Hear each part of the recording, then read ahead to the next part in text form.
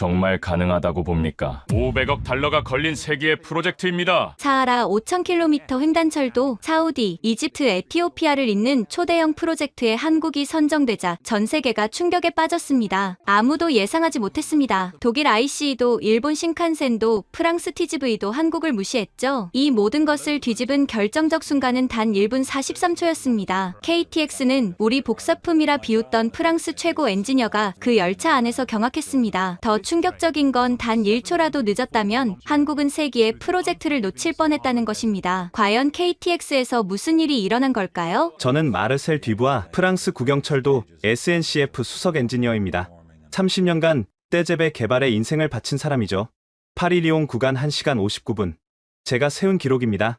시속 350km로 프랑스 대륙을 관통하는 떼제베. 그것은 단순한 기차가 아니라 프랑스의 자존심이었습니다. 듀부아 박사님, 이번 프로젝트는 특별합니다. 프랑스 교통부 장관이 직접 저를 찾아왔습니다. 책상 위에 올려진 서류 뭉치. 사하라 커넥터 프로젝트.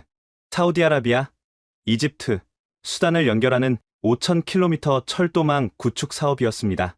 총 사업비가 500억 유로입니다. 한화로 70조 원이 넘죠. 이건 단순한 철도 건설이 아닙니다. 21세기 실크로드를 누가 만드느냐의 문제입니다. 경쟁국은 네 나라, 프랑스, 독일, 일본, 그리고 한국. 솔직히 말하면 한국은 숫자 맞추기용이라고 생각했습니다. 독일 이체, 일본 신칸센, 그리고 우리 떼제베. 이것이 진짜 경쟁 상대였죠. 한국이요? 그들이 뭘 할 수 있겠습니까? 제가 코웃음을 치자 장관이 의외의 말을 했습니다. 조심하세요. 듀부아, 한국은 더 이상 20년 전의 한국이 아닙니다. 20여 년 전, 그때 우리는 한국에 떼제베 기술을 이전했습니다. 기술 이전이라는 이름으로 돈을 받고 가르쳐준 거죠. 그들이 KTX라는 이름을 붙였다고 해서 그게 그들의 기술이 되는 건 아니었습니다. 한국 KTX는 우리 떼제베의 카피입니다. 제자가 스승을 이길 수는 없죠. 하지만 장관의 표정은 심각했습니다. 듀부아, 당신은 아직 모르는군요. 한국이 최근 에티오피아 철도 사업을 수주했습니다. 아디스아바바에서 지부티까지. 우리가 확실하다고 생각했던 프로젝트였는데 말이죠. 에티오피아? 아프리카에서 가장 가난한 나라 중 하나가 한국을 선택했다고? 그들이 뭘 제시했기에? 기술과 가격 모두에서 우리를 앞섰다고 합니다. 특히 현지 환경 적응력에서 압도적이었다고 하더군요. 현지 환경 적응력. 그 말이 계속 머릿속에 맴돌았습니다. 사하라 사막은 지구상에서 가장 혹독한 환경 중 하나입니다. 낮에는 52도, 밤에는 영하 5도, 모래 폭풍은 기본이고 습도는 제로에 가깝죠. 우리 떼제베는 유럽 최고의 기술입니다. 사막이든 어디든 문제없습니다. 제가 자신있게 말했지만 장관은 고개를 저었습니다. 듀부아, 자만은 실패의 지름길입니다. 이번 프로젝트를 놓치면 프랑스 철도 산업의 미래가 없습니다. 브리핑이 끝나고 저는 팀을 소집했습니다. 파리 최고의 엔지니어 15명, 모두 떼제베 개발에 참여했던 정의 멤버들이었죠. 여러분, 이번 사하라 프로젝트는 우리가 반드시 따내야 합니다. 프랑스의 명예가 걸려 있습니다. 팀원 중 한 명이 손을 들었습니다. 제일 젊은 엔지니어, 레오였죠. 박사님, 한국 KTX 자료를 검토해봤는데요. 그들이 독자 개발한 기술이 꽤 많습니다. 특히 AI 기반 운행 시스템은, 레오, 제가 그의 말을 끊었습니다. KTX는 떼제베의 아류입니다. 그들이 뭘 개발했든 원천 기술은 우리 것이에요. 하지만 레오는 계속했습니다. 박사님, 그래도 최근 그들의 성과는 무시할 수 없습니다. 작년 KTX 정시율이 98.7%였습니다. 우리 떼제베보다 높은 수치입니다. 98.7%. 그건 불가능한 수치였습니다. 우리 떼제베도 90%를 넘기기 힘든데 그건 아마 운행거리가 짧아서일 겁니다. 한국은 작은 나라니까요. 그렇게 말하면서도 마음 한구석이 불편했습니다. 정말 한국을 과소평가하고 있는 건 아닐까?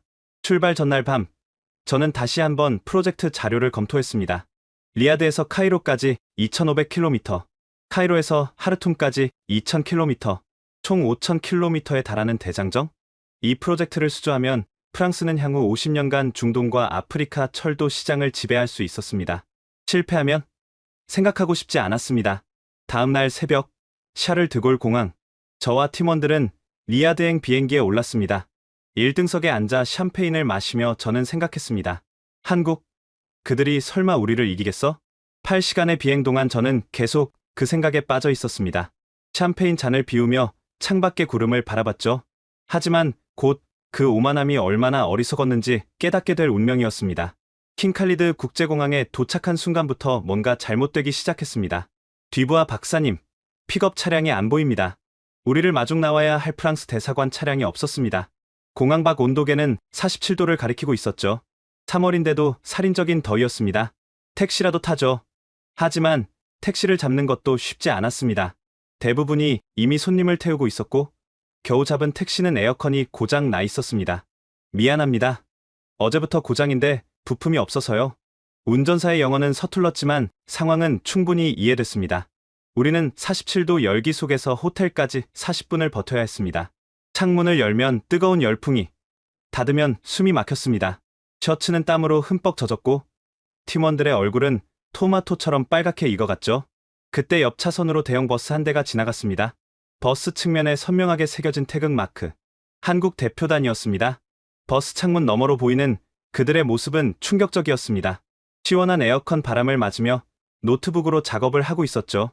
일부는 커피를 마시며 담소를 나누고 있었습니다. 저 버스 좀 보세요. 완전히 다른 세계네요. 레오가 한숨을 쉬며 말했습니다. 호텔에 도착했을 때 우리는 반쯤 탈진 상태였습니다. 체크인을 하는 동안 로비에서 흥미로운 대화를 엿들었습니다. 한국팀은 벌써 현장 답사를 마쳤다고 합니다. 어제 도착하자마자 바로 움직였대요. 새벽 4시에 출발해서 기온이 오르기 전에 주요 지점을 다 둘러봤다고. 사우디 철도청 직원들의 대화였습니다. 우리는 이제 막 도착해서 헐떡이고 있는데 한국팀은 이미 현장 조사를 끝냈다고? 박사님, 우리도 서둘러야 할 것 같습니다.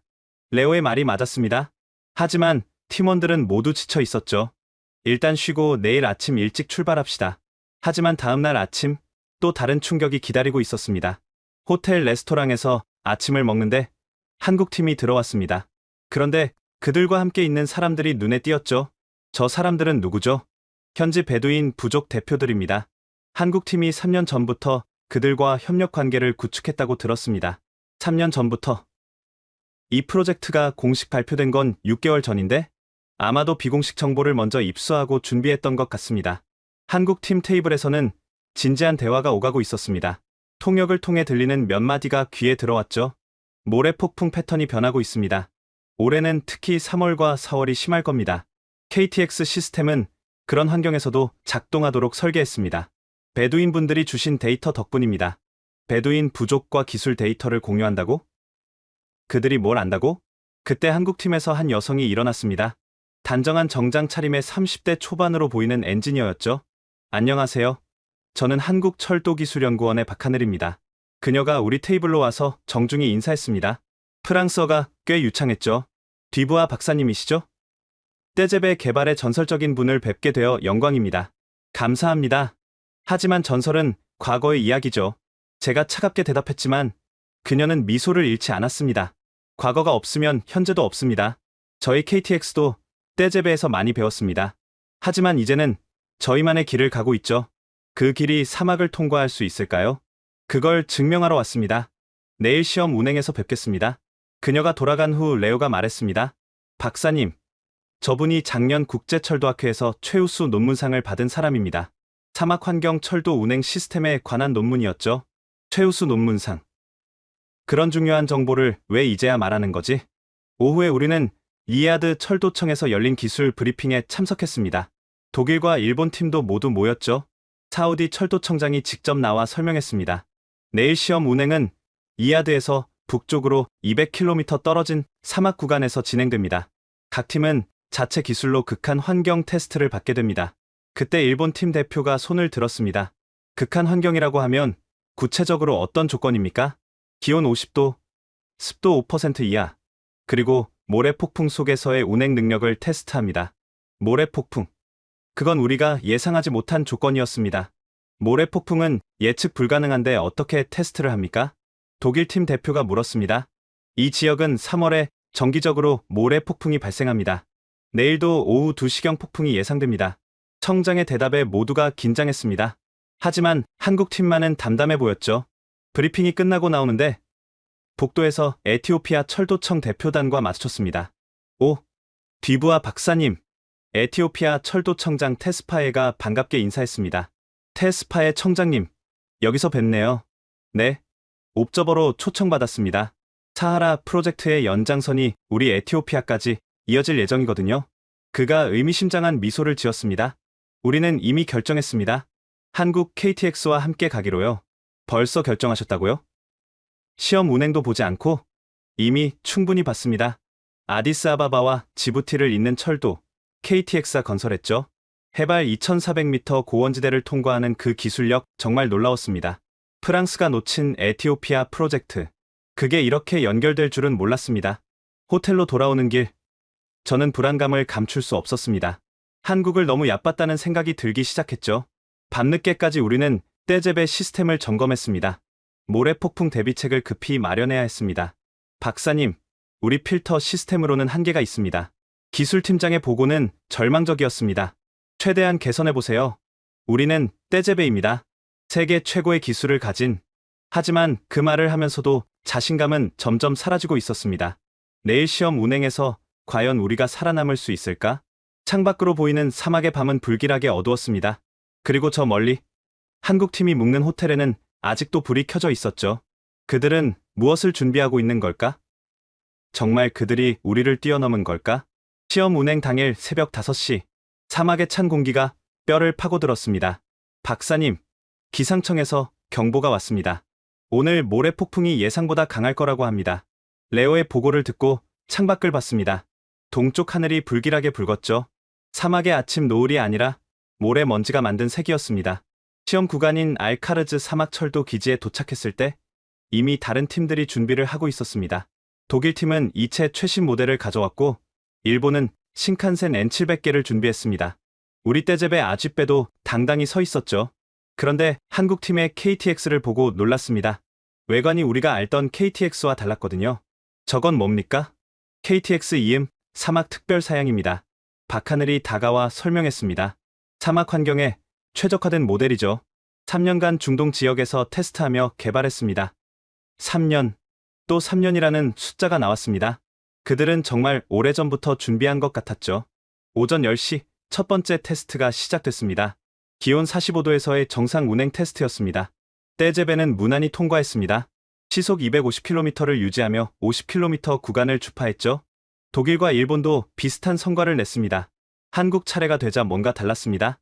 KTX는 시속 280km를 유지했고 실내 온도는 22도를 완벽하게 유지했다고 합니다. 어떻게 그게 가능하죠? 독일팀 엔지니어가 물었습니다. 이중 단열 시스템과 태양열 차단 코팅을 적용했습니다. 그리고 에어컨 시스템도 일반 열차와 다릅니다. 한국팀 엔지니어의 설명이 이어졌지만 핵심은 숨긴 것 같았죠. 오후 1시 30분. 하늘이 점점 어두워지기 시작했습니다. 모래 폭풍이 다가오고 있었죠. 30분 내에 폭풍이 도착할 것 같습니다. 시속 80km 이상의 강풍이 예상됩니다. 사우디 기상청 직원의 경고에 모두가 긴장했습니다.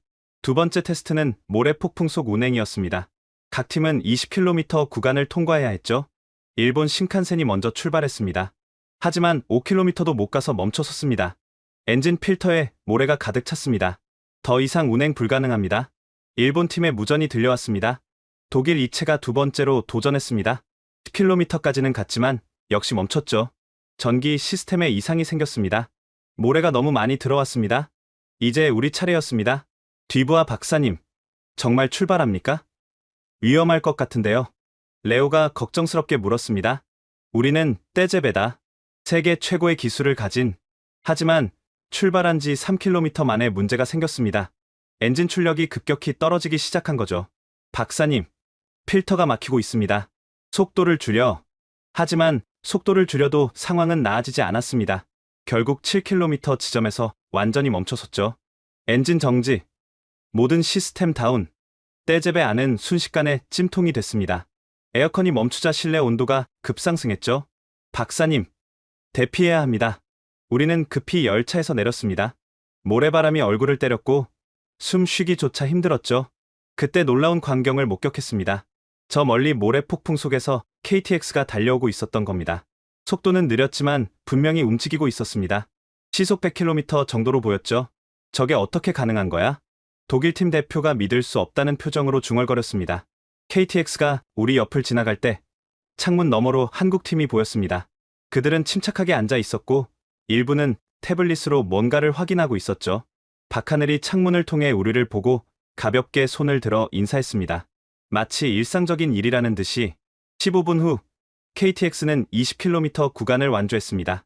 모래 폭풍이 절정에 달했을 때도 멈추지 않고 달린 유일한 열차였죠. 폭풍이 지나간 후 우리는 구조 차량을 타고 기지로 돌아왔습니다. 몰골이 말이 아니었죠. 모래를 뒤집어 쓰고 탈진 상태였습니다. 반면 한국팀은 깨끗한 모습으로 기지에서 대기하고 있었습니다. 어떻게 하신 겁니까? 제가 박하늘에게 물었습니다. 자존심은 상했지만 궁금증을 참을 수 없었죠. 3중 필터 시스템과 에어 커튼 기술을 적용했습니다. 그리고 가장 중요한 건 이겁니다. 그녀가 태블릿을 보여줬습니다. 실시간으로 변하는 데이터가 화면을 가득 채우고 있었죠. AI 예측 시스템입니다. 모래 폭풍의 밀도와 방향을 실시간으로 분석해서 최적의 속도와 출력을 자동 조절합니다. 그런 시스템을 언제 개발한 겁니까? 5년 전부터입니다. 한국은 봄마다 황사를 겪습니다. 그 경험이 밑바탕이 됐죠. 그리고 3년 전부터 중동 지역 데이터를 수집했습니다. 베두인들과의 협력은 3년 전부터, AI 시스템 개발은 5년 전부터 시작했던 겁니다. 5년. 그들은 우리가 안주하고 있을 때 미래를 준비하고 있었던 겁니다.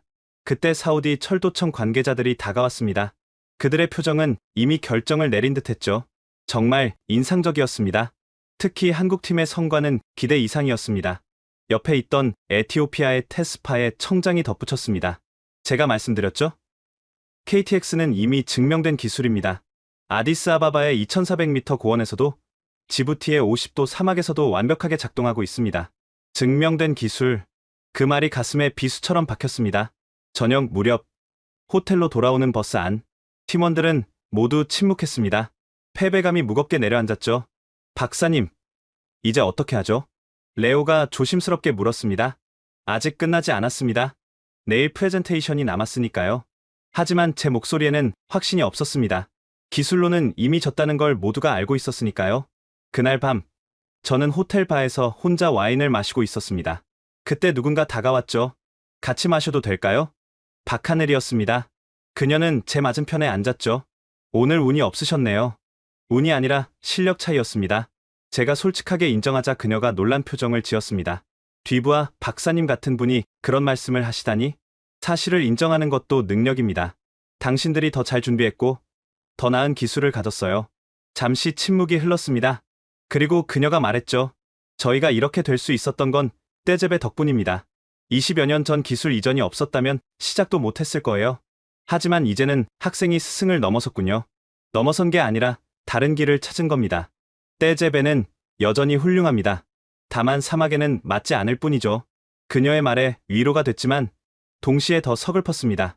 우리가 놓친 건 단순히 한 프로젝트가 아니라 미래였으니까요. 다음날 아침, 운명이 장난을 쳤습니다. 박사님, 큰일입니다. 우리 차량이 모두 고장났습니다. 레오가 급하게 뛰어왔습니다. 어제 모래 폭풍의 후유증이었죠. 렌터카 회사 차량 3대 모두 시동이 걸리지 않았습니다. 프레젠테이션 장소는 이야드에서 북쪽으로 150km 떨어진 알마즈마 신도시. 오후 2시까지 도착해야 했는데 이미 11시가 넘었습니다. 다른 차를 구해봐. 하지만 사우디 전체가 모래 폭풍 뒤처리로 정신없었습니다. 대부분의 차량이 정비소에 있었죠. 그때 박하늘이 다가왔습니다. 뒤부하 박사님, 도움이 필요하신가요? 자존심이 상했지만 선택의 여지가 없었습니다. 프레젠테이션장까지 가야 하는데 차가 없습니다. 저희 KTX 시험 운행이 그쪽으로 갑니다. 같이 타시겠어요? 프랑스 최고 엔지니어가 경쟁국 열차를 얻어 타다니? 하지만 거절할 수 없었죠. 30분 후 우리는 KTX에 올랐습니다. 그리고 그 순간부터 2시간 동안 저는 제 인생에서 가장 굴욕적이면서도 경이로운 경험을 하게 됩니다. 먼저 놀란 건 실내였습니다. 어제 그 모래 폭풍을 뚫고 달렸는데도 내부에는 모래 한 톨 보이지 않았죠? 이게 어떻게 가능합니까? 7단계 공기 정화 시스템입니다. 들어오는 모든 공기가 필터링되고 실내는 양압으로 유지됩니다. 양압. 그것은 우리도 생각했지만 구현하지 못한 기술이었습니다. 열차가 출발하자 더욱 놀랐습니다. 진동이 거의 없었죠. 시속 200km가 넘는데도 물컵의 물이 흔들리지 않았습니다. 서스펜션 시스템이 특별한가요? 액티브 서스펜션입니다. 선로 상태를 실시간으로 감지해서 자동 조절합니다. 그리고 이것 보세요. 박하늘이 태블릿을 보여줬습니다. 열차 전체의 상태가 3D로 표시되고 있었죠. 모든 부품의 상태를 실시간으로 모니터링합니다. 이상이 감지되면 즉시 대응하죠. 예를 들면 바로 그 순간 경고음이 울렸습니다. 3번 객차 에어컨 필터 효율 73%. 자동 교체 시작. 화면에서 필터 교체 과정이 실시간으로 보였습니다. 열차가 달리는 중에 자동으로 필터가 교체되고 있었죠. 이런 시스템을 모두 자체 개발한 겁니까? 대부분 그렇습니다. 삼성, LG 같은 전자 회사들과 협력했죠. 한국의 IT 기술과 철도 기술의 융합입니다. 떼제베는 전통적인 기계 공학의 결정체였습니다. 하지만 KTX는 달랐죠. 첨단 전자 기술과 인공지능이 철도와 만난 것입니다. 시속 250km를 넘어서자 창밖 풍경이 흐릿해졌습니다. 하지만 실내는 여전히 조용했죠. 방음이 정말 뛰어나네요. 특수 설계된 이중 창문입니다. 그리고 소음 제거 기술도 적용했죠. 항공기 헤드폰에 쓰는 그 기술입니다. 액티브 노이즈 캔슬링을 열차에 적용하다니 우리는 생각도 못한 발상이었습니다. 그때 또 다른 경고음이 울렸습니다. 전방 3.7km, 선로 횡단 물체 감지. 화면에 열화상 카메라 영상이 떴습니다. 낙타 가족이 선로를 건너고 있었죠. 자동 감속 시작. 예상 지연 시간 1분 43초. 열차가 부드럽게 속도를 줄이기 시작했습니다. 그런데 단순히 브레이크만 거는 게 아니었죠. 회생 제동 시스템 작동. 감속 에너지를 전기로 변환 중. 감속하면서 생기는 에너지를 다시 전기로 만든다. 이론적으로는 알았지만 이렇게 완벽하게 구현된 건 처음 봤습니다. 정확히 1분 43초 후 열차는 다시 가속했습니다. 낙타들은 이미 안전하게 선로를 건넜죠. 음파 경고 시스템으로 동물들을 미리 대피시킵니다. 충돌 사고가 단 한 번도 없었죠. 레오가 감탄하며 물었습니다. 이 모든 데이터는 어디서 수집합니까? 인공위성, 드론, 선로 센서, 기상청 데이터 등 모든 정보를 통합합니다. 그리고 이 지역 베두인들의 경험도 데이터베이스화했죠. 베두인들의 경험을 데이터로. 그것이 핵심이었습니다. 우리는 현지인들을 무시했지만 한국은 그들을 파트너로 만들었던 것입니다. 시속 285km. 열차는 계속 가속했습니다. 밖은 47도의 열지옥이었지만 실내는 22도를 유지했죠. 에너지 소비가 엄청날 텐데요. 태양광 패널이 지붕에 설치되어 있습니다. 그리고 특수 단열재로 열 손실을 최소화했죠. 에너지 효율이 떼제베보다 35% 높습니다. 35%. 그 수치는 충격적이었습니다.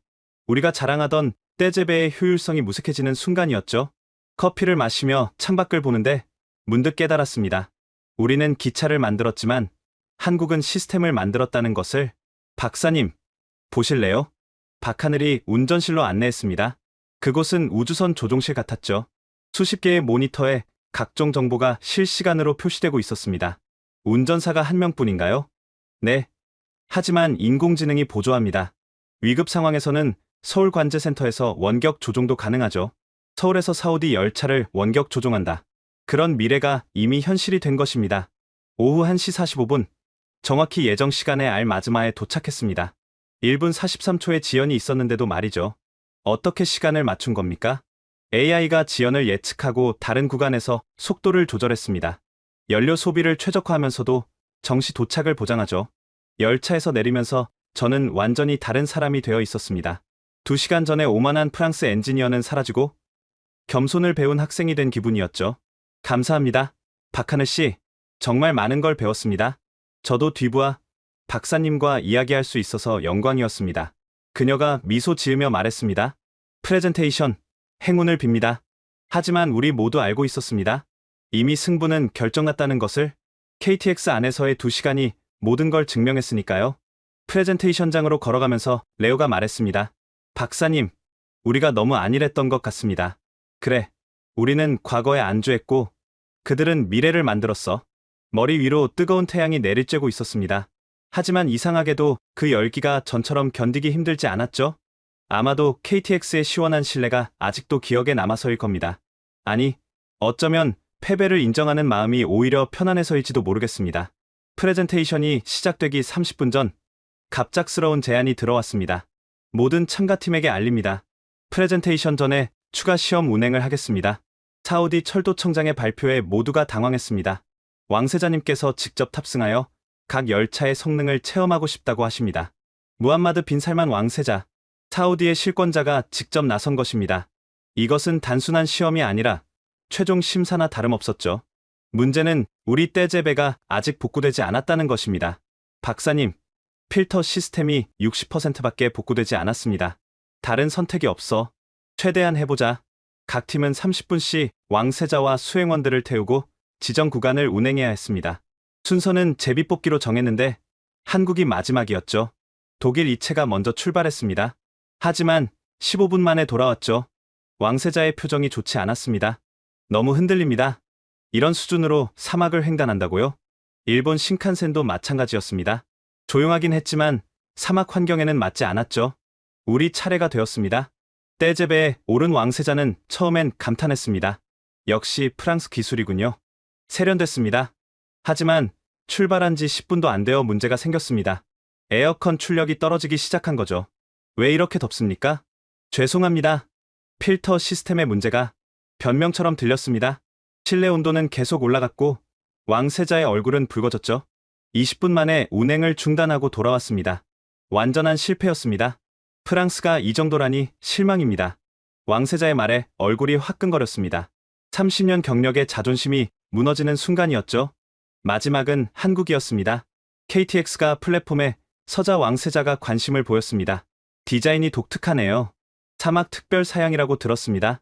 박하늘이 직접 안내했습니다. 전 구간 시속 300km 운행을 보여드리겠습니다. 300km? 이 더위에? 네, 그리고 특별한 것도 보여드리겠습니다. KTX가 출발했습니다. 우리는 플랫폼에서 모니터로 지켜봤죠. 5분, 10분, 15분이 지났습니다. 열차는 순조롭게 달리고 있었죠. 실내 카메라를 보니 왕세자가 편안하게 차를 마시고 있었습니다. 그때였습니다. 갑자기 KTX가 속도를 줄이기 시작했습니다. 무슨 일이지? 모두가 긴장했습니다. 설마 한국도 문제가 생긴 건가? 하지만 곧 이유가 밝혀졌습니다. 선로 앞에 낙타떼가 나타난 것입니다. 적어도 50마리는 되어 보였죠. 저런, 완전히 막혔네. 독일팀 대표가 고개를 저었습니다. 보통 같으면 30분은 기다려야 하는 상황이었습니다.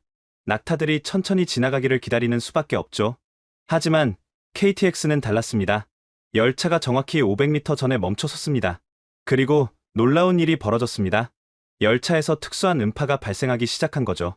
모니터에는 동물 대피 유도 시스템 작동이라고 표시됐습니다. 낙타들이 반응하기 시작했습니다. 어미 낙타가 먼저 움직이고 새끼들이 따라갔죠. 질서정연하게 선로에서 벗어났습니다. 믿을 수 없군. 낙타들을 훈련시킨 건가? 아닙니다. 관제실에 있던 한국 엔지니어가 설명했습니다. 낙타가 싫어하는 주파수가 있습니다. 하지만 해를 끼치지 않는 수준이죠. 3년간 현지 베두인들과 연구한 결과입니다. 시간을 확인해보니 정확히 1분 43초였습니다. 낙타떼가 완전히 선로를 벗어나는데 걸린 시간이었죠. KTX는 다시 가속하기 시작했습니다. 그런데 더 놀라운 건 속도였습니다. 시속 285, 290, 295, 300, 305, 시속 305km. 사막에서 그런 속도를 낸다는 건 상상도 못했습니다. 왕세자의 음성이 무전으로 들려왔습니다. 정말 300km가 넘나요? 전혀 느껴지지 않는데. 네, 현재 시속 305km입니다. 물 한 잔 따라보세요. 화면을 보니 왕세자가 직접 물을 따르고 있었습니다. 한 방울도 흘리지 않았죠. 놀랍군요. 그런데 낙타는 어떻게 한 겁니까? 박하늘이 설명했습니다. 인공지능이 열화상 카메라로 2km 전방을 감시합니다. 동물이 감지되면 자동으로 음파 시스템이 작동하죠. 낙타뿐 아니라 양, 염소, 심지어 도마뱀까지 구분합니다. 매번 1분 43초만 걸립니까? 상황에 따라 다르지만 평균 2분 이내입니다. 오늘은 운이 좋았네요. 운이 아니었습니다. 완벽한 시스템이었죠. 30분 후 KTX가 돌아왔습니다. 왕세자가 내리면서 말했습니다. 인상적입니다. 특히 낙타 대피 시스템은 혁명적이네요. 매년 수백 건의 충돌 사고가 있는데 이걸로 해결될 것 같습니다. 그리고 그가 우리를 돌아봤습니다. 프랑스, 독일, 일본 모두 훌륭한 기술을 가졌습니다. 하지만 사막을 이해하지 못했어요. 한국은 달랐습니다. 그들은 사막과 대화하는 법을 알고 있었죠. 그 순간 저는 깨달았습니다. 1분 43초는 단순한 시간이 아니었습니다. 그것은 한국이 얼마나 철저히 준비했는지를 보여주는 상징이었죠. 프레젠테이션장으로 이동하면서 에티오피아의 테스파의 청장이 제게 다가왔습니다. 뒤부하 박사님, 이제 아시겠죠? 우리가 왜 한국을 선택했는지. 네, 이제 압니다. 그들은 기술을 파는 게 아니라 솔루션을 제공합니다. 현지 상황에 맞는 현지인과 함께 만든 솔루션을요. 테스파의 말이 맞았습니다. 우리는 우리의 기술을 강요했지만 한국은 현지에 맞는 기술을 만들었던 것입니다. 프레젠테이션장에 들어서니 이미 분위기는 결정된 것 같았습니다. 사우디 관계자들이 한국팀 주위에 모여 있었죠. 1분 43초 만에 낙타를 대피시키다니, 시속 305km에서도 커피를 마실 수 있다니, 흥분한 목소리들이 들려왔습니다. 우리 자리에 앉으면서 레오가 말했습니다. 박사님, 이미 끝난 것 같습니다. 그래, 1분 43초가 모든 걸 결정했어. 하지만 이상하게도 억울하지 않았습니다. 오히려 시원했죠. 정정당당하게 졌으니까요. 무대에 오른 박하늘이 마지막 슬라이드를 보여줬습니다. 1분 43초. 이것은 단순한 숫자가 아닙니다. 기술과 자연이 조화를 이루는 시간입니다. 한국 KTX는 사막과 함께 달립니다. 박수가 터져 나왔습니다.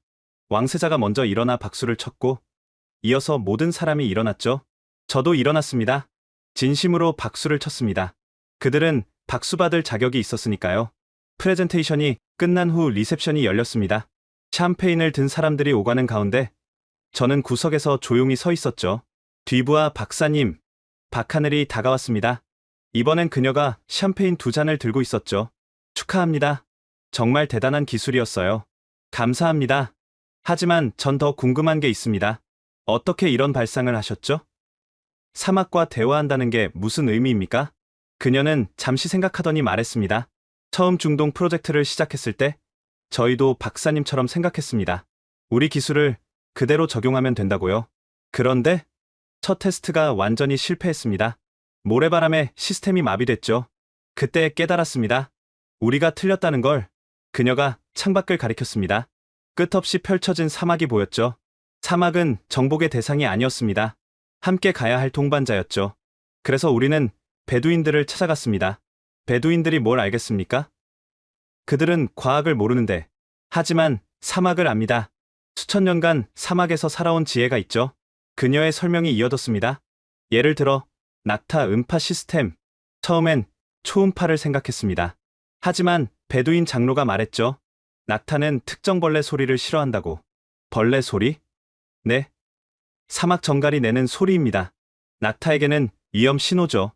우리는 그 주파수를 분석해서 적용했습니다. 과학과 전통 지식의 만남. 그것이 한국 방식이었습니다. 3년간 베두인 50가족과 함께 연구했습니다. 모래바람 패턴, 동물 이동 경로, 계절별 기온 변화, 모든 데이터를 수집했죠. 그들이 협조했습니까? 처음엔 경계했습니다. 하지만 우리가 진심으로 배우려는 걸 알고는 마음을 열었죠. 우리는 그들의 지식의 대가를 지불했고 일자리도 제공했습니다. 일자리? KTX 운영 요원의 30%는 현지인입니다. 베두인 청년들을 교육시켜 엔지니어로 양성했죠. 이것은 단순한 기술 이전이 아니었습니다. 지역 사회와의 진정한 파트너십이었죠. 필터 시스템도 마찬가지입니다. 처음엔 한국 것을 그대로 썼는데 막혔죠. 사막 모래는 한국 황사와 달랐거든요. 어떻게 다릅니까? 입자 크기, 정전 기량, 철분 함량, 모든 게 달랐습니다. 그래서 현지 모래를 1년간 분석했죠. 계절별, 지역별로 다 다르더군요. 1년간 모래 분석, 그 집요함에 혀를 내둘렀습니다. 그래서 7단계 가변 필터를 개발했습니다. 모래 상태에 따라 자동으로 필터 구성이 바뀌죠. 비용이 엄청났겠네요. 네. 하지만 장기적으로는 이익입니다. 유지보수 비용이 획기적으로 줄었거든요. 그때 에티오피아 테스파에 청장이 합류했습니다. 하늘 씨가 자랑을 안 하시네요. 에티오피아에서의 성과도 대단했습니다. 에티오피아에서는 뭘 하셨습니까? 제가 묻자 테스파에가 대신 답했습니다. 해발 2400m 고원지대. 산소가 부족하고 기압이 낮죠. 일반 열차는 출력이 30% 떨어집니다. KTX는 95% 효율을 유지합니다. 터보 차저와 산소 보충 시스템을 개발했죠. 그것도 현지 대학과 공동으로. 박하늘이 겸손하게 덧붙였습니다. 아디스아바바 대학 연구팀이 큰 도움이 됐습니다. 고산지대 기압 데이터를 제공해줬죠. 그리고 가장 인상적인 건 테스파에가 계속했습니다. 기술 이전이었습니다. 한국은 단순히 열차만 팔지 않았어요. 무슨 뜻입니까? 전체 시스템 운영 노하우를 전수했습니다. 지금 에티오피아 엔지니어 200명이 KTX를 완벽하게 운영하고 있죠. 기술 독점이 아닌 공유. 그것이 한국 철학이었습니다. 박하늘이 태블릿을 꺼내 사진을 보여줬습니다. 에티오피아 청년들이 KTX 앞에서 환하게 웃고 있었죠. 이들이 일기 졸업생입니다. 이제 그들이 다른 아프리카 국가 엔지니어들을 가르칩니다. 한국이 일자리를 뺏는 게 아니라 만들어준다는 거군요. 그게 지속 가능한 방법이라고 믿습니다. 레오가 옆에서 듣다가 물었습니다. 그런데 왜 1분 43초였습니까? 낙타 대피 시간 말입니다. 박하늘이 미소를 지었습니다.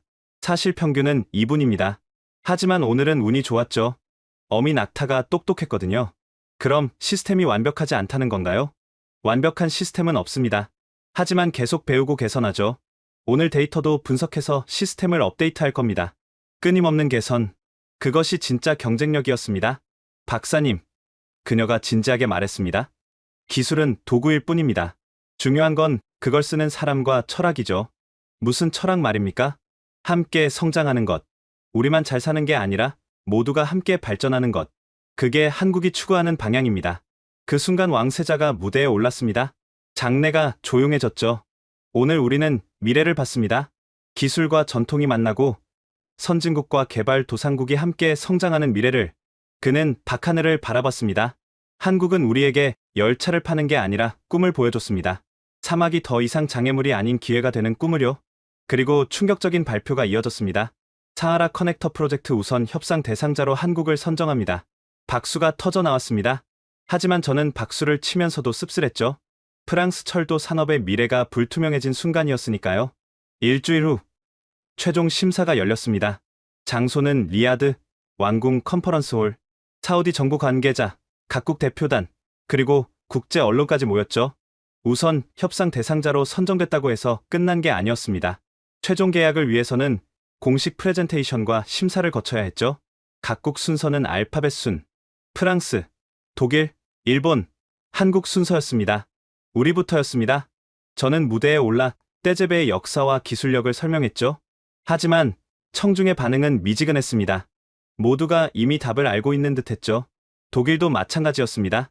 이체의 우수성을 강조했지만 사막 환경에 대한 답은 없었죠. 일본은 좀 달랐습니다. 그들은 실패를 인정하고 개선 방안을 제시했습니다. 우리는 배웠습니다. 사막에는 사막만의 기술이 필요하다는 것을.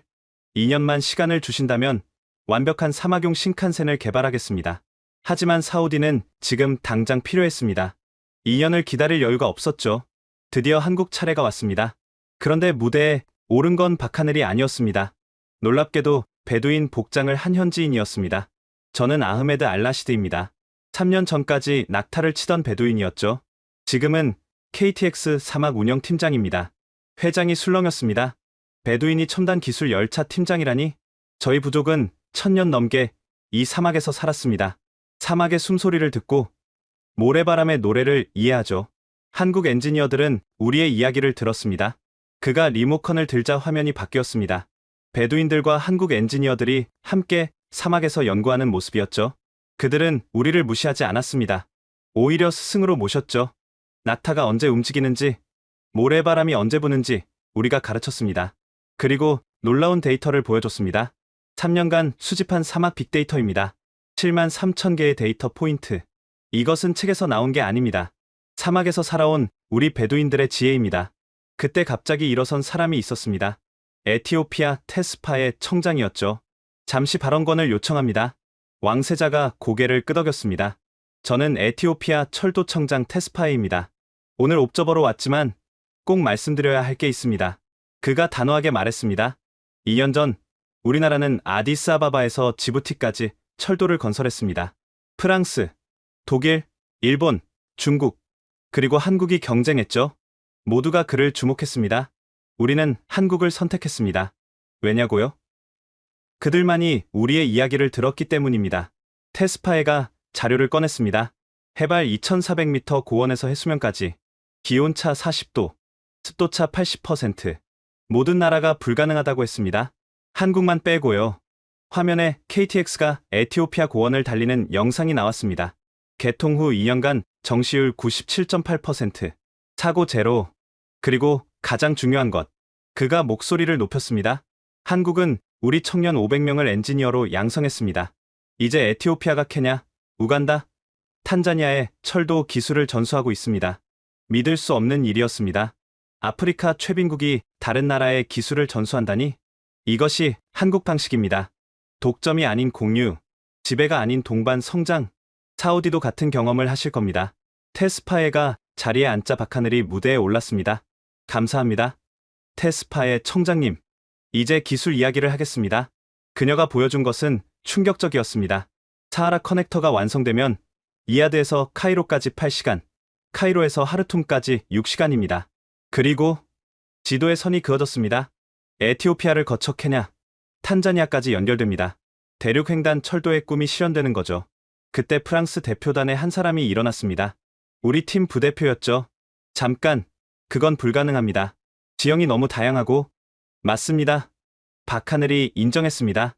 하지만 우리에게는 현지 전문가들이 있습니다. 사우디 베두인, 에티오피아 고원 주민, 수단 사막 부족.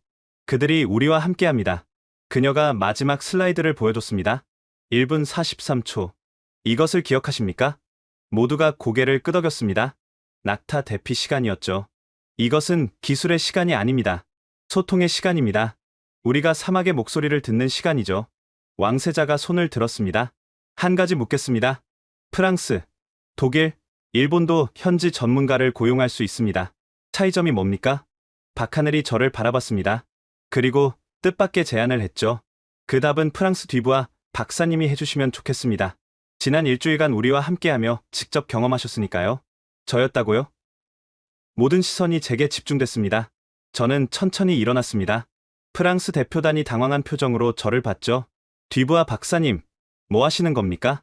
부대표가 속삭였지만 저는 무대로 걸어갔습니다. 마이크 앞에 서서 심호흡을 했습니다. 30년 경력, 프랑스 철도의 자존심. 그 모든 것이 걸린 순간이었죠. 저는 일주일 전까지 오만했습니다. 첫 마디에 회장이 조용해졌습니다. 떼제베가 세계 최고이고 다른 기술은 모방품이라고 믿었죠. 특히 한국 KTX는 우리가 가르쳐준 기술이라고 무시했습니다. 프랑스 대표단이 발을 동동 굴렀지만 저는 계속했습니다. 하지만 KTX를 타고 2시간을 달리며 깨달았습니다. 그들은 우리를 넘어섰다는 것을. 뒤부와 프랑스 대사가 소리쳤지만 무시했습니다. 차이점이 뭐냐고 물으셨죠? 답은 간단합니다. 태도입니다. 저는 박하늘을 봤습니다. 그녀가 고개를 끄덕였죠. 우리는 가르치려 했고 한국은 배우려 했습니다. 우리는 정복하려 했고 한국은 조화를 추구했습니다. 그리고 결정적인 말을 했습니다.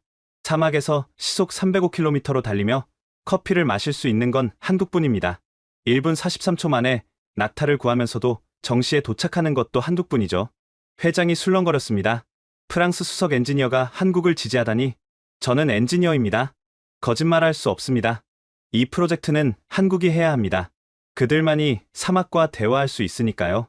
내려오면서 프랑스 팀을 지나쳤습니다. 그들의 눈빛은 분노로 가득했죠. 하지만 저는 개의치 않았습니다. 진실을 말했을 뿐이니까요. 왕세자가 일어났습니다. 뒤부와 박사님의 용기에 감사드립니다. 경쟁자를 인정하는 것. 그것이 진정한 전문가의 자세입니다. 그리고 선언했습니다. 사하라 커넥터 프로젝트는 한국 컨소시엄에 맡기겠습니다. 박수가 터져 나왔습니다. 에티오피아 대표단이 가장 먼저 일어나 기립박수를 쳤죠. 저도 박수를 쳤습니다. 비록 프랑스는 졌지만 저는 이상하게 홀가분했습니다. 진실의 무게에서 벗어난 기분이었죠. 박하늘이 다가와 악수를 청했습니다. 감사합니다, 박사님. 박사님의 증언이 결정적이었습니다. 아니요. 이미 결정된 일이었습니다. 전 사실을 말했을 뿐이에요. 그때 테스파에가 다가왔습니다. 뒤부와 박사님, 제안이 있습니다. 에티오피아 프로젝트에 참여하시겠습니까? 박사님 같은 분이 필요합니다. 프랑스를 배신한 엔지니어에게 새로운 기회가 열린 것입니다. 생각해보겠습니다. 하지만 마음은 이미 기울어져 있었습니다. 미래는 협력에 있다는 것을 깨달았으니까요. 다음 날 아침, 전 세계 언론이 들끓었습니다. CNN, 데이비드와 골리앗, 한국이 프랑스를 이기다. BBC, 사막의 새로운 주인, KTX. 르몽드 떼제베 시대의 종말, 프랑스 철도 산업 위기. 특히 프랑스 언론은 저를 집중 공격했습니다. 배신자 뒤부와 프랑스의 수치, 30년 경력을 팔아먹은 엔지니어, 파리 본사에서 전화가 왔습니다. 차장이었죠. 뒤부아, 당장 파리로 돌아와. 무슨 짓을 한 거야? 진실을 말했을 뿐입니다. 진실? 넌 프랑스를 팔아먹었어. 70조 원 프로젝트를 날렸다고. 우리가 이길 수 없는 싸움이었습니다. 넌 끝이야. 뒤부아, 프랑스에서 다시는 일하지 못할 거다. 전화가 끊겼습니다. 30년 커리어가 한순간에 무너진 것입니다. 하지만 뜻밖의 연락들도 왔습니다. 뒤부아 박사님, 용기 있는 발언 감동적이었습니다. 프랑스 젊은 엔지니어들이었습니다. 저희도 알고 있었어요. 우리가 뒤처지고 있다는 걸. 하지만 아무도 인정하려 하지 않았죠. 당신이 옳았습니다. 프랑스도 변해야 해요. 그들의 메시지는 위로가 됐습니다. 적어도 젊은 세대는 변화를 원하고 있었으니까요. 호텔 로비에서 독일 팀 대표를 만났습니다. 뒤부아, 당신 때문에 우리까지 체면을 구겼어. 미안하지만 사실은 사실입니다. 그래도 경쟁국을 돕는 건 너무했어. 그가 한숨을 쉬며 말했습니다. 하지만 당신 말이 맞아. 우리도 반성해야 해. 한국을 너무 얕봤어. 일본 팀도 비슷한 반응이었습니다. 신칸센 팀장이 찾아왔죠.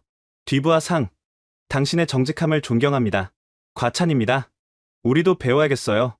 기술만으로는 부족하다는 걸. 현지 문화를 이해하는 것이 중요하다는 걸. 그날 오후, 박하늘이 찾아왔습니다. 박사님, 제안이 있습니다. 무슨 제안입니까? 한국과 프랑스의 기술 협력을 제안합니다. 박사님이 다리가 되어주세요. 프랑스는 저를 배신자라고 합니다. 하지만 미래를 보는 사람들은 박사님을 지지합니다. 이미 프랑스 젊은 엔지니어 10명이 협력 의사를 밝혔어요. 놀라운 소식이었습니다. 제 팀원들 중 일부가 몰래 한국에 연락했던 것입니다. 레오도 포함입니까? 네, 그가 주도했죠. 박사님을 존경한다고 하더군요. 저녁, 레오가 찾아왔습니다. 박사님, 죄송합니다. 몰래 연락해서. 괜찮아. 오히려 자랑스럽네. 자네가 미래를 보고 있으니 저희도 배우고 싶습니다. 한국의 철학을, 기술과 문화를 융합하는 방법을. 그때 놀라운 뉴스가 떴습니다. 속보 유럽연합, 차세대 철도 프로젝트에 한국 참여 요청. 유럽이 먼저 손을 내민 것입니다. 프라이드를 버리고 실리를 택한 거죠. 프랑스 교통부 장관이 긴급 성명을 발표했습니다. 우리는 인정합니다. 한국 KTX가 특정 분야에서 앞서 있다는 것을. 이제는 경쟁이 아닌 협력의 시대입니다. 완전한 반전이었습니다. 제 증언이 오히려 프랑스를 깨운 것입니다. 밤늦게 프랑스 사장에게서 다시 전화가 왔습니다. 뒤부아, 내가 성급했어. 돌아와. 한국과의 협력을 주도해줘. 조건이 있습니다. 뭐든 말해. 젊은 엔지니어들에게 기회를 주세요. 그들이 미래입니다. 알겠어. 그리고 비부아, 고맙네. 자네가 우리를 깨웠어. 전화를 끊고 창밖을 봤습니다. 리야드의 야경이 아름다웠죠. 제 커리어는 끝났다고 생각했는데 오히려 새로운 시작이 된 것입니다. 다음 날 공식 발표가 있었습니다. 한국, 프랑스, 독일, 일본 4개국 철도 기술 동맹 결성. 경쟁에서 협력으로. 그것이 이번 사건이 만든 가장 큰 변화였습니다. 박하늘이 말했습니다. 박사님 덕분입니다. 진실을 말할 용기가 있었기에 가능했어요. 아니요. 시대가 그것을 요구했을 뿐입니다. 에티오피아 테스파에도 축하 메시지를 보냈습니다. 아프리카는 이제 시작입니다. 함께 대륙을 연결합시다. 1분 43초의 기적이 세계 철도 지도를 바꾼 것입니다. 6개월 후 파리 에펠타워가 보이는 SNCF 본사. 뒤부아 박사님, 한국팀이 도착했습니다. 비서의 안내로 회의실에 들어갔습니다. 박하늘과 한국 엔지니어들, 그리고 우리 젊은 엔지니어들이 모여 있었죠. 안녕하세요, 박사님. 파리는 처음입니다. 박하늘이 인사했습니다. 환영합니다. 드디어 시작이군요. 한불철도 기술협력 프로젝트. 사하라 사건 이후 급속히 진행된 일이었습니다. 먼저 우리가 배울 점부터 정리했습니다. 레오가 프레젠테이션을 시작했습니다. KTX의 AI 시스템, 현지 적응 기술, 그리고 문화 융합 방법론. 이 세 가지를 집중적으로 배우고 싶습니다. 한국팀 엔지니어가 답했습니다. 저희도 떼제베의 고속주행 안정성과 유럽 표준 시스템을 배우고 싶습니다. 서로에게 배우는 것. 그것이 진정한 협력의 시작이었죠. 첫 프로젝트는 뭘로 할까요? 파리 마르세유 구간 개선은 어떨까요? 여름 관광 시즌의 수요가 폭증하는데 현재 시스템으로는 한계가 있습니다. 박하늘이 제안했습니다. KTX의 탄력 운영 시스템을 적용하면 같은 인프라로 30% 더 많은 승객을 수송할 수 있습니다. 30%? 네, AI가 실시간으로 좌석 배치와 운행 간격을 조정합니다. 한국 설날 때 검증된 시스템이죠. 설날, 한국 최대 명절 대이동. 그때의 노하우가 프랑스에 적용되는 것입니다. 회의가 진행되면서 놀라운 시너지가 나타났습니다. 떼제베의 2층 구조에 KTX 공기순환 시스템을 결합하면 에너지 효율이 45% 개선될 겁니다. 프랑스 원자력 전기와 한국 배터리 기술을 합치면 완전 무공해 열차가 가능하죠. 젊은 엔지니어들의 눈이 빛났습니다. 국경을 넘은 협력이 만드는 가능성에 흥분한 거죠. 점심시간, 센강변 레스토랑에서 박하늘과 대화를 나눴습니다. 박사님, 사실 처음엔 걱정했습니다. 프랑스가 진심으로 협력할까 하고, 솔직히 저도 걱정했습니다. 우리 자존심이 센 편이거든요. 하지만 젊은 엔지니어들을 보니 희망이 보입니다. 그녀 말이 맞았습니다. 레오를 비롯한 젊은이들은 편견 없이 배우고 있었죠. 그런데 박사님, 궁금한 게 있습니다. 뭡니까? 왜 그날 저희를 지지하셨죠? 프랑스의 불리한 증언을 잠시 생각하다 답했습니다. 1분 43초 때문입니다. 네. 낙타를 구하는 그 1분 43초. 그것을 보고 깨달았어요. 기술의 목적이 뭔지를. 목적이요? 생명을 지키는 것. 사람도, 동물도, 자연도. KTX는 그것을 실천하고 있었죠. 박하늘이 미소를 지었습니다. 떼제베도 할 수 있습니다. 이제 함께 하니까요. 오후 회의에서 구체적인 계획이 나왔습니다. 1단계, 기술 교류, 엔지니어 상호 파견. 2단계, 공동 개발, 차세대 하이브리드 열차. 3단계, 글로벌 진출, 아프리카 남미 시장. 특히 3단계가 중요했습니다. 유럽과 아시아 기술의 결합으로 새로운 시장을 여는 것이죠. 그때 뜻밖의 전화가 왔습니다. 에티오피아 테스파였습니다. 뒤부하 박사님, 박하늘 씨, 좋은 소식입니다. 무슨 일입니까? 아프리카 연합이 대륙 횡단 철도 프로젝트를 승인했습니다. 카이로에서 케이프타운까지 10,000km, 아프리카를 세로로 관통하는 철도, 꿈같은 프로젝트였죠. 한국 프랑스 연합팀이 맡아주길 바랍니다. 박하늘과 눈이 마주쳤습니다. 서로 같은 생각을 하고 있었죠. 프랑스 팀과 논의 후 연락드리겠습니다. 전화를 끊고 회의실이 술렁였습니다. 아프리카 종단 철도라니 세기의 프로젝트입니다. 레오가 흥분해서 말했습니다. 박사님, 이건 해야 합니다. 프랑스와 한국이 함께라면 가능해요. 모두가 동의했습니다. 경쟁이 아닌 협력으로 더 큰 꿈을 꿀 수 있게 된 것입니다. 저녁 샹젤리제 거리를 걸으며 박하늘이 말했습니다. 박사님, 1년 전 리야드에서 처음 만났을 때 생각나세요? 네. 제가 얼마나 오만했는지. 저도 프랑스를 이기겠다는 생각뿐이었죠. 그런데 이제는 동료가 됐네요. 개선문 앞에서 걸음을 멈췄습니다. 석양에 물든 파리가 아름다웠죠. 뒤부하 박사님. 네. 1분 43초의 기적, 이제 시작입니다. 앞으로 더 많은 기적을 함께 만들어요. 좋습니다. 프랑스와 한국, 그리고 아프리카가 함께. 다음날 공식 발표가 났습니다. 한불 컨소시엄, 아프리카 종단 철도 프로젝트 수주. 전 세계가 놀랐습니다. 라이벌이 파트너가 된 것도, 그들이 세기의 프로젝트를 맡은 것도. CNN은 이렇게 보도했습니다. 1분 43초가 바꾼 세계 철도 지도. 경쟁에서 협력으로, 대립에서 상생으로, 파리 사무실에서 서울과 화상회의를 하며 저는 새로운 시대를 실감했습니다. 기술에는 국경이 없고 발전에는 끝이 없다는 것을, 그리고 가장 중요한 건 서로를 인정하고 배우는 겸손함이라는 것을. 2년 후 사우디아라비아 리야드. 사막의 도시가 축제 분위기에 휩싸였습니다. 사하라 커넥터 1단계 구간 개통식이 열리는 날이었죠. 믿어지지 않네요. 정말 완성했어요. 레오가 감격에 겨워 말했습니다. 이제 그는 한불 공동 프로젝트의 부책임자가 되어 있었죠. 리야드 중앙역은 인산인해였습니다.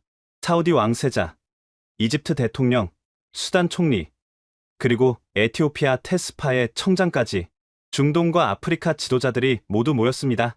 뒤부하 박사님. 멀리서 익숙한 목소리가 들렸습니다. 아흐메드였죠. 3년 전 베두인에서 KTX 팀장이 된 그 사람. 아흐메드.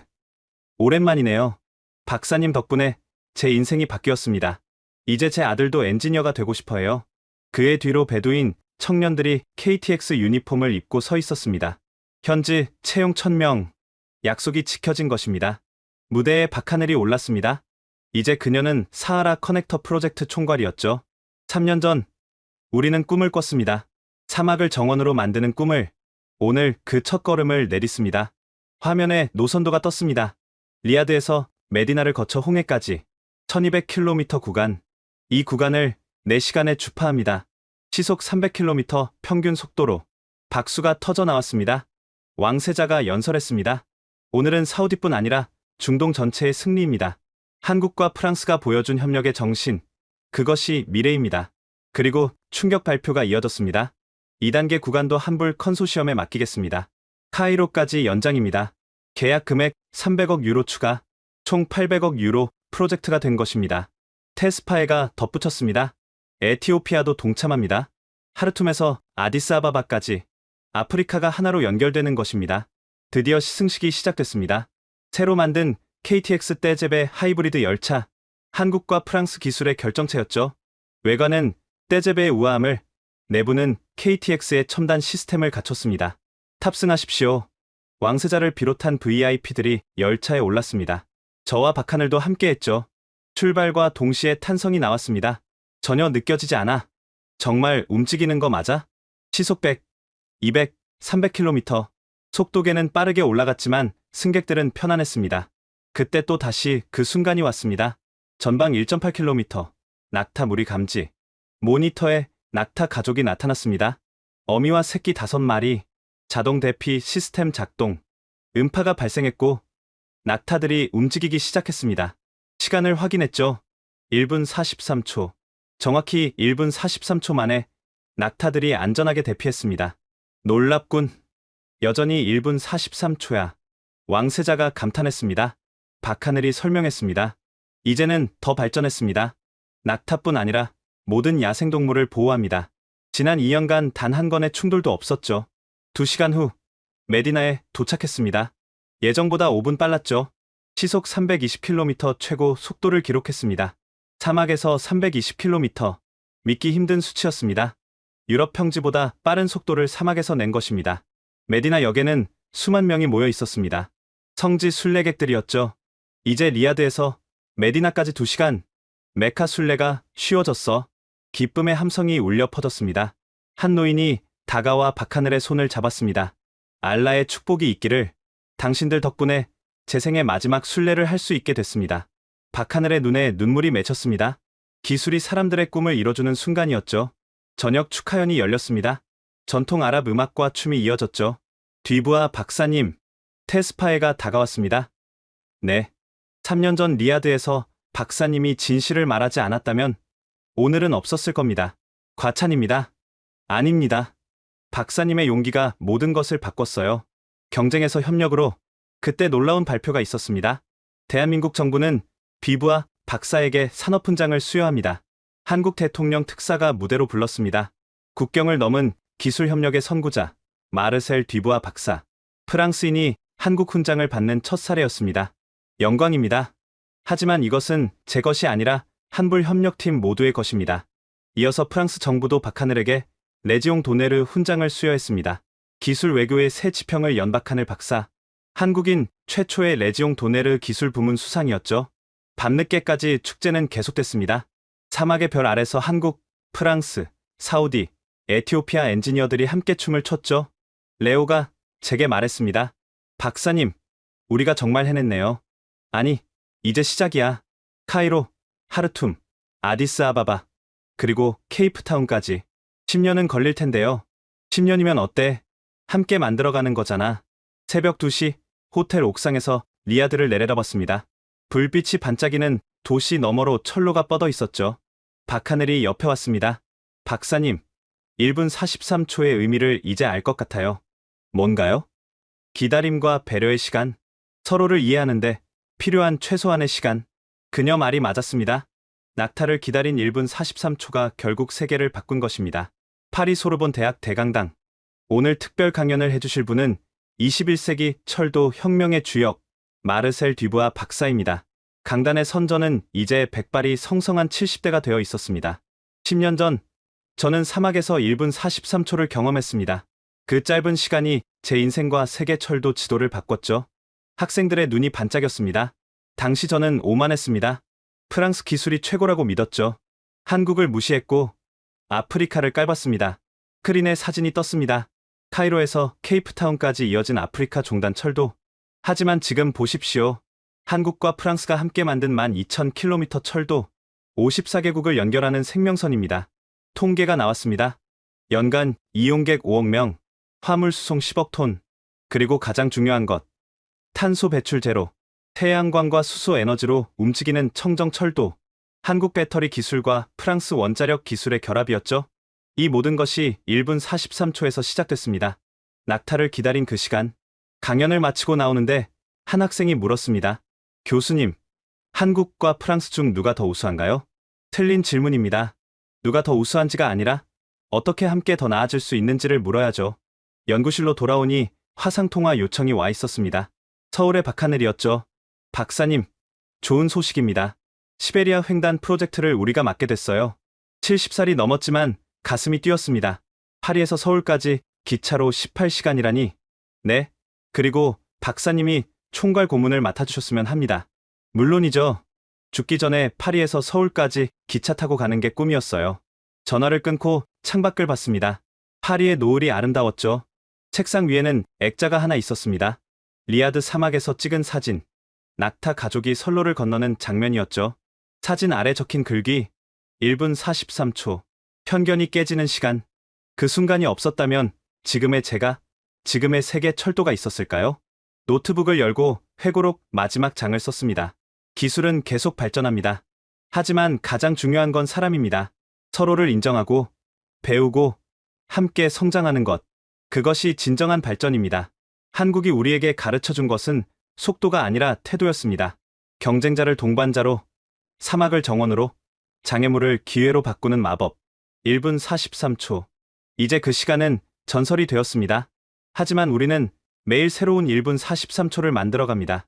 서로를 기다리고, 이해하고, 함께 나아가는 시간을. 파리에서 서울까지, 카이로에서 케이프타운까지, 그리고 곧 런던에서 도쿄까지. 세계는 하나로 연결되고 있습니다. 이것이 우리가 꿈꾸던 미래입니다. 경계 없는 세상, 함께 달리는 인류. 그리고 이 모든 것은 사막에서 낙타를 기다린 1분 43초에서 시작되었습니다. 마르셀 듀부아 파리, 소르본 대학 철도공학과 명예교수 한불철도 협력위원회 의장. 지금까지 사막을 가른 305km의 충격, 1분 43초가 바꾼 세계 철도 지도 이야기 어떠셨나요? 편견을 버리고 진실을 말한 한 사람의 용기가 얼마나 큰 변화를 만들 수 있는지 보셨습니다. 우리도 각자의 자리에서 1분 43초의 기적을 만들 수 있습니다. 이 이야기가 감동이 되셨다면 주변에 공유해주세요. 한국 기술의 우수성을 세계에 알리는 마음으로요. 구독과 좋아요도 잊지 마시고 다음에도 더 놀라운 이야기로 찾아뵙겠습니다. 지금까지 원더풀의 사연이었습니다. 감사합니다.